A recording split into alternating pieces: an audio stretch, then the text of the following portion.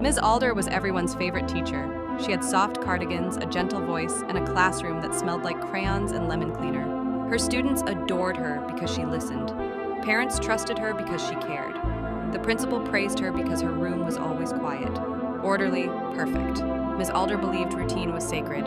Every morning, she wrote the date on the board in neat cursive. Every afternoon, she walked home the same way, counting her steps, smiling at the same houses. At night, she planned lessons with the same care she planned everything else. Children were simple, honest.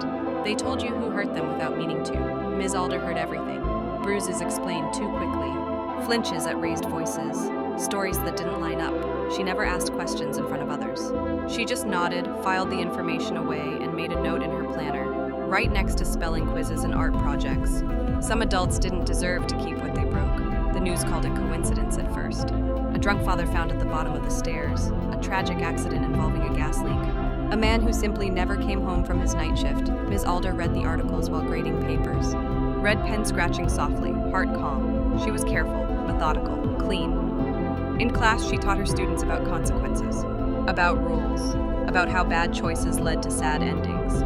When they colored pictures of their families, she praised the ones who drew themselves smiling. "You're safe here," she told them, and meant it. Sometimes, while sharpening pencils, she felt a flicker of guilt, not for what she'd done, but for how easy it had become. The world was messy, she was simply tidying it.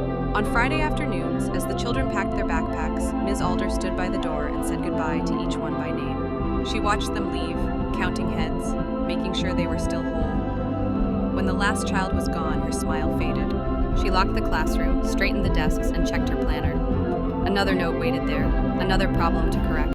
And on Monday morning, Ms. Alder would return, gentle and patient as ever, because someone had to keep the children safe. Monsters rarely look like monsters when they're finished cleaning.